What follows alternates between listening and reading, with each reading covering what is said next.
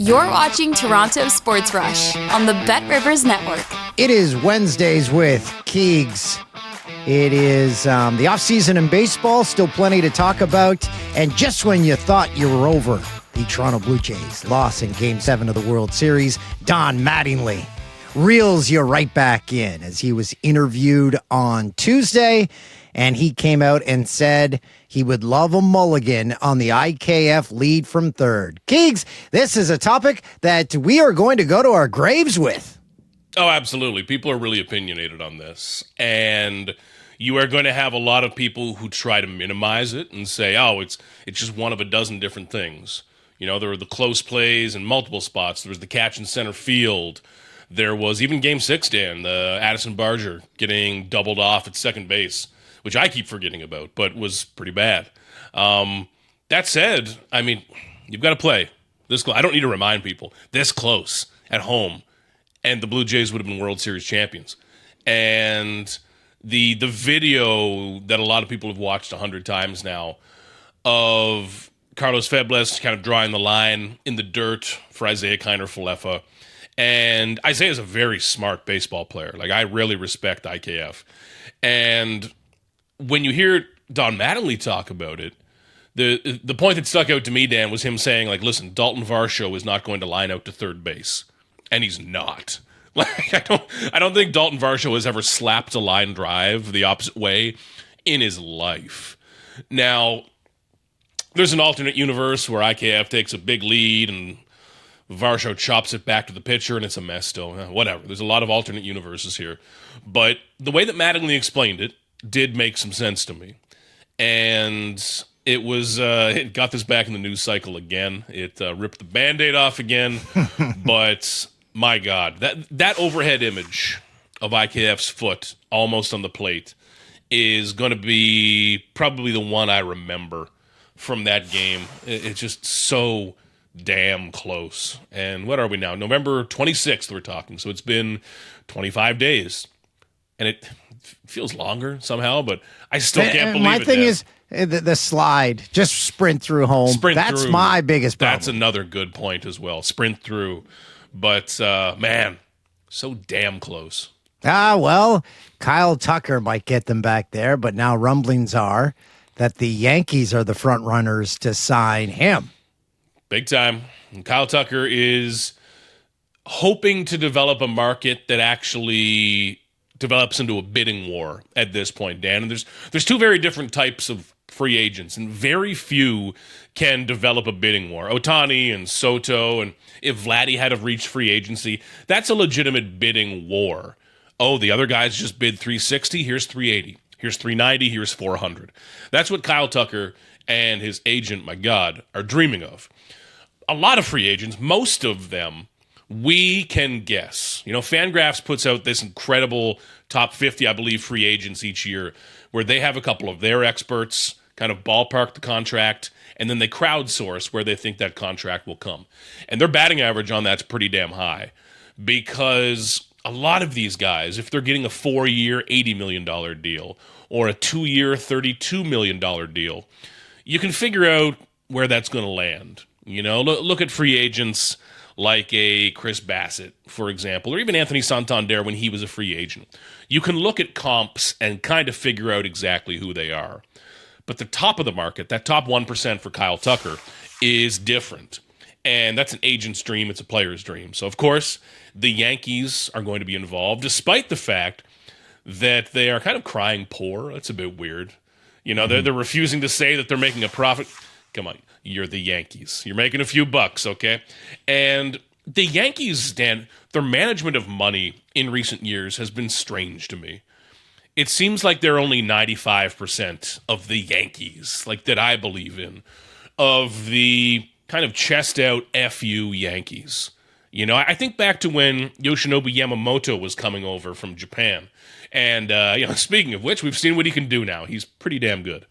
But the Yankees were kind of in that bidding, but they kind of didn't want to pay him more than Garrett Cole. Who cares, okay? The Yankees are tiptoeing around things they didn't used to tiptoe around. I'm interested to see if they really try to big dog this again and go deep on Kyle Tucker.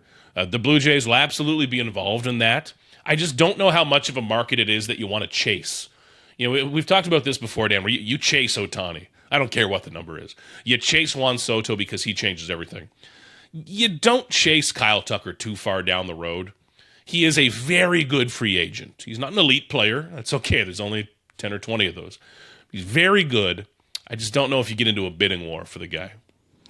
So if Tucker does sign with the Yankees, a name that has not been mentioned with the Blue Jays, and he will be a free agent, and he could do damage at the Dome in Toronto. Cody Bellinger, 1-year deal. Hey. Bellinger, I feel like, Dan, has been floated around in a free agent forever. And when I look at Bellinger's career, like some of the highs are quite high, but the way he would fit this lineup as a lefty bat is very exciting. And I'm just bringing up his age here. He's only 30. Bellinger is one of those guys who, in my head, is 33, 34. Oh, I thought he was like 37. Yeah, and I think that's because he had his success so early with the Dodgers. He came up when he was 21. That MVP season he was only 23. Like that MVP year, he had 47 homers, a 1035 OPS at 23 years old. It's ridiculous what he was able to accomplish. But I think the year he just had with the Yankees, we're looking at 29 home runs and 813 OPS. That's kind of where you want to find him right now. That's where you want to find Bellinger. And a lefty bat still continues to make a ton of sense for this lineup. Now, there are certain hitters like Bo Bichette. If they're good enough, I don't really care which way they hit or which way they do anything. But Bellinger, I feel like he's the ultimate tantalizing free agent each time because you're dreaming on that talent that is still in there, rare talent.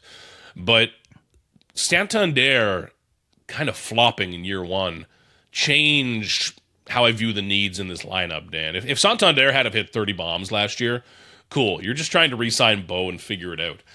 At this point, I don't know who Santander is. I hope, for his sake, because I want to see it from this guy. I think he deserves to have that moment in Toronto. I hope he is himself again. You really hope he is. But you need to add more left-handed pop, more left-handed power in this lineup. And Barger will give you a bit of that. Some of the role players will give you a little bit.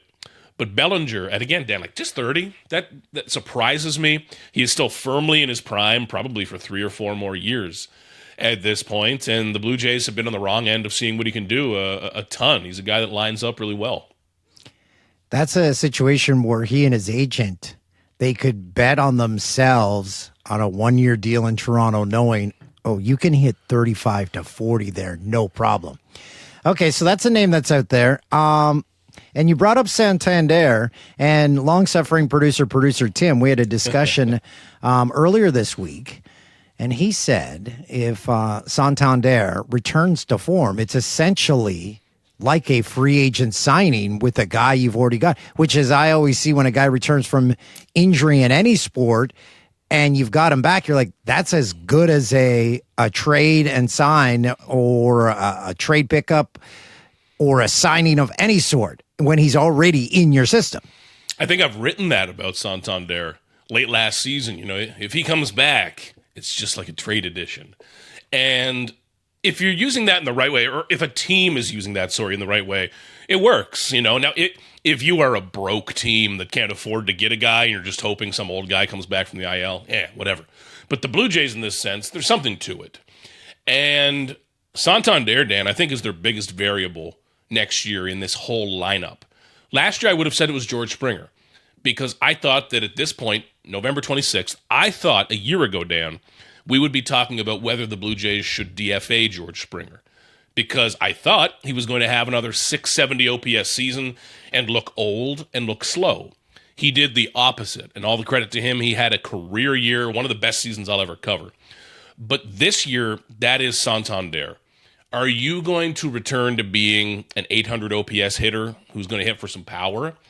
Or is that going to fall out a bit? And I want to be careful not to have too much recency bias with Santander, but he's not a guy that hits for a lot of average. He's 31 now, so it's the same in the Bellinger conversation. I still need to view him as a guy in his prime. But for his career, Santander is a 241 hitter, which means the power needs to be there. If he's hitting 280, 290, okay, that's a little safer. You're a little more in the middle. But Santander needs to hit for power, and he needs to get going as early as possible. Because, Dan, what he got stuck in last year was that Santander is a slow starter. That's his entire reputation. And when you miss time, your whole season is starting over and over. So, sounds like he is fully healthy. Sounds like he will have a normal spring training. But how they manage him and George Springer sharing the DH spot while also playing the field, I'm not sure. I don't think Santander is going to age into Gold Glove defense at this point. I might want to see Springer out there a bit more if he can handle that. But Santander, the upside, it's absolutely there. He can hit 40, like he really can. But he can also bat 190 for a couple of months in a lineup, Dan, that's all about putting the ball in play. Like, if he is the one guy out of the 9 that balances it, cool. That's all right. But this lineup, like, nobody shuts up about it now. It's the contact Blue Jays. Everyone wants to be the Blue Jays. Santander isn't really that. It's not as clean a fit as it was a year ago. That's probably the best way to say it. ESPN polled some Major League Baseball executives on where they think guys would sign. The only player that the Jays won with the executives that they figured they would sign him was Framber Valdez. Oh, wow. Great clubhouse fit, let me tell you. Now, after that incident in Houston with, what was it, throwing a different pitch to the catcher, there was some beef there that was very strange. I didn't like that. I like Valdez as a pitcher. And one of the reasons I do, Dan, is how he fits the Blue Jays, because Valdez is a ground ball machine. He's a little bit old school. He's not going to blow anybody away, but he is a ground ball machine. And if I have Andres Jimenez as my likely starting shortstop, that's pretty attractive. The other thing that fits Valdez and the Blue Jays is the fact that his last 4 seasons, his inning totals have been 201, 198, 176, and 192.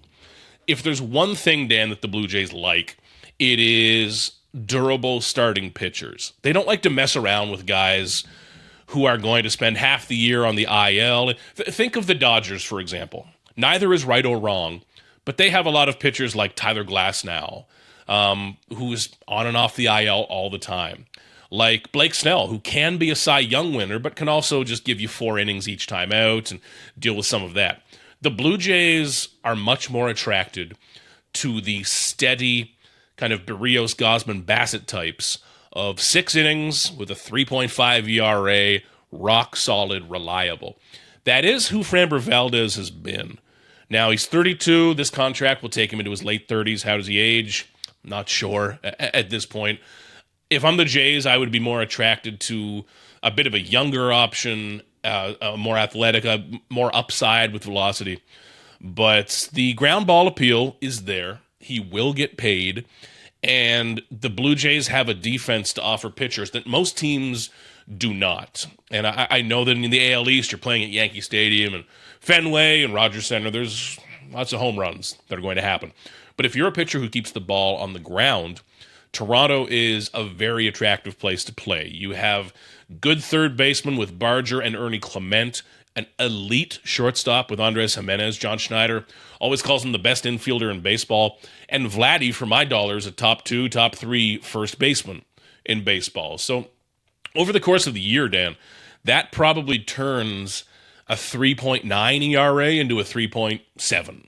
And that helps to win ball games, but keep you paid as well. And these guys are making investments.